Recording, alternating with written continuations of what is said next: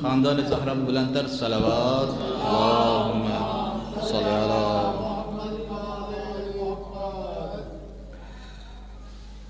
जी मुतवज्जे हज़ीज़ सिक्सा की तरफ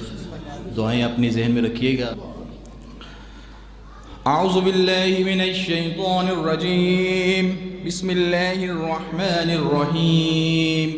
इन्नल्लाह व मलाइकतहु युसल्लूना अलन नबी या अय्युहल्लज़ीना आमनू सल्लू अलैहि व सल्लिमू तस्लीमा।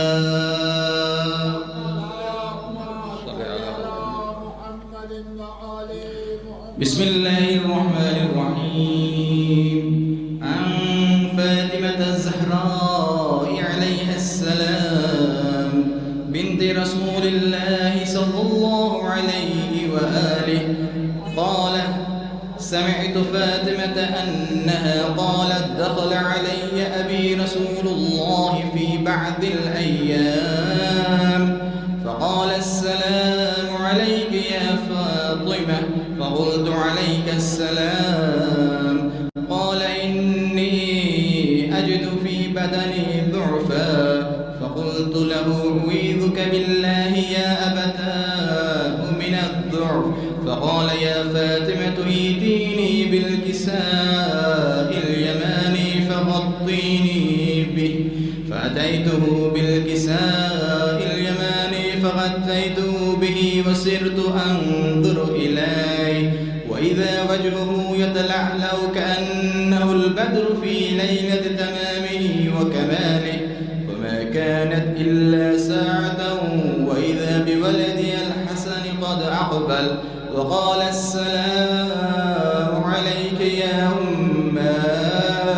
फ़क़ुल्तु अलैका अस्सलाम या क़ुर्रत ऐनी व थमरत फ़ुआदी फ़क़ाल या उम्माह इन्नी अशम्मु इंदक राइहतन तय्यबह कअन्नहा राइहतु जद्दी रसूलिल्लाह फ़क़ुल्तु नअम इन्न जद्दक तहतल किसाअ फ़अक़बल अल-हसन नहवा अल-किसाअ फ़क़ाल अस्सलामु अलैका या जद्दा या रसूलल्लाह अतअज़नु ली अन अदख़ुल मअक तहतल किसाअ फ़क़ाल वअलैका अस्सलाम या वलदी व या साहिब हौज़ी क़द अज़िनतु लक فدخل معه تحت الكساء فما كانت إلا ساعة وإذا بولد الحسين قد أقبل وقال السلام عليك يا أماه فقلت وعليك السلام يا ولدي ويا قرة عيني وثمرة فؤادي فقال لي يا أماه إني أشم عندك رائحة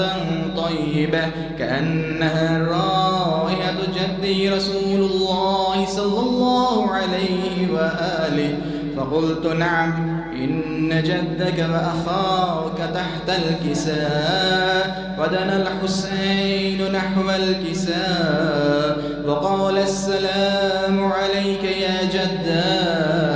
السلام عليك يا من اختاره الله أتأذن لي أن أكون معكما تحت الكساء فقال عليك السلام يا ولدي ويا شافع أمتي قد أذنت لك ودخل معهما تحت الكساء فأقبل عند ذلك أبو الحسن علي بن أبي طالب وقال صل على محمد وآله محمد وقال السلام عليك يا بنت رسول الله فقلت عليك السلام يا أبا الحسن ويا أمير المؤمنين فقال يا فاطمة إني أشم عندك رائحة طيبة كأنها رائحة أخي وابن عمي رسول الله فقلت نعم ها هو مع ولديك تحت الكساء فأقبل علي نحو الكساء وقال السلام عليك يا رسول الله، أتأذن لي أن أكون معكم تحت الكساء؟ قال له عليك السلام يا أخي يا وصي وخليفتي وصاحب اللواء، قد أذنت لك. فدخل علي تحت الكساء ثم أتيت نحو الكساء فقلت السلام عليك يا أبتاه يا رسول الله، أتأذن لي أن أكون معكم تحت الكساء؟ وقال عليك السلام يا بنتي ويا بضعتي، قد أذنت لك. فدخلت تحت الكساء فلما اكتمل جميعا تحت الكساء أخذ أبي رسول الله بطرفي الكساء وأومأ بيده اليمنى إلى السماء وقال اللهم إن هؤلاء أهل بيتي وخاصتي